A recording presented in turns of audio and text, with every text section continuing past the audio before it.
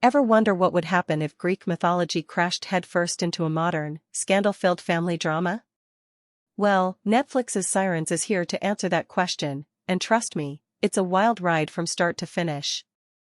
So grab your drink, get comfy, and let's dive into the twisted world of sirens, where temptation, betrayal, and sister trauma are just the beginning. Oh, and by the end, you'll be asking yourself, who's the real monster here? Let's start with the basics.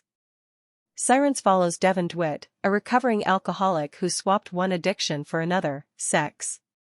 She heads to the mysterious island of Port Haven to track down her estranged sister, Simone. And let's just say, their relationship is about as stable as a ship in a hurricane. Devon wants Simone to come back home to Buffalo to help care for their father, who's suffering from dementia. But for Simone? Buffalo is the last place she wants to be, especially since she's finally made it big. How big? Simone's landed a dream job as the right hand to Michaela Cal, the ultra-glam wife of hedge fund king Peter Cal. Michaela is basically the queen of the East Coast elite, throwing extravagant parties and expecting Simone to make everything perfect. Simone's worked her way up from nothing, through Yale, and now she's on the verge of a huge promotion. Think luxury apartment, triple the salary, the whole package. There's no way she's letting family drama get in her way. But here's the kicker, Simone doesn't realize she's being lured in by a real-life siren. Remember those Greek myths? Sirens were part woman, part bird creatures who sang sailors to their doom. Michaela is the modern version, obsessed with falcons, running a bird rescue, and living in a house that literally looks like a lighthouse perched on a cliff. The bird imagery is everywhere, from her home decor to her scepter. Michaela takes Simone under her wing, inviting her into this fantasy world where, supposedly, anything is possible. But as we all know, when something seems too good to be true, it usually is. And the siren symbolism doesn't stop with Michaela. The show's title is Sirens, plural, for a reason.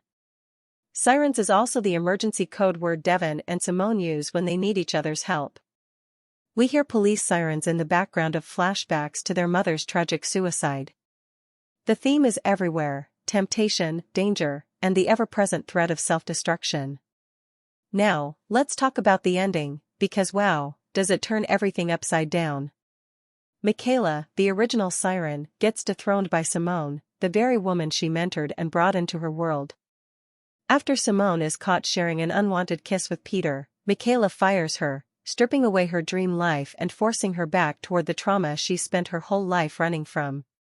But here's the twist, Peter, facing divorce and the threat of a scandalous photo, destroys the evidence and chooses Simone over Michaela.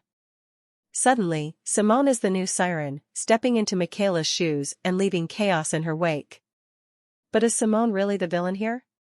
Or is she just the latest victim of Port Haven's endless cycle of temptation and betrayal?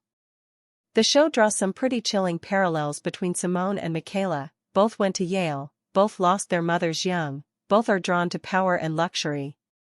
Their relationship is intimate, sometimes uncomfortably so, they share beds, secrets, and even, at times, the same man. Michaela even says, "You're irreplaceable and I don't want to imagine a world without you in it with me." But when Simone becomes a threat, she's tossed aside. And then there's the big question, did Simone actually push Ethan, her almost fiancé, off that cliff? The show keeps it ambiguous. Ethan wakes up in the hospital convinced Simone tried to kill him, even calling her a monster and telling her to show them your wings.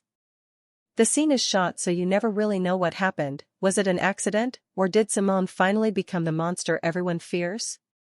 And with Peter's security system, Zeus, watching everything, maybe he had a hand in it too. But here's what makes Sirens really interesting, while Simone might be the main character, it's Devon who's the true protagonist. She arrives on the island broken, chasing one addiction after another, unable to let go of her sister. But by the end, she's the one who grows, turning down temptation, letting Simone go, and finally hearing her father say, "You're a good girl, I'll remember you." Meanwhile, Simone becomes cold and unapologetic, insisting, "It's not my fault he came for me." She's convinced she's done nothing wrong, discarding people as soon as they stop serving her needs. The final shot? Simone standing on the cliffs, bathed in golden light, the siren's call echoing as she prepares to lure her next victim. The cycle continues. Is the real monster Simone, Michaela, Peter, or is it something deeper, our own hunger for more, no matter the cost? So what do you think? Did Simone really push Ethan?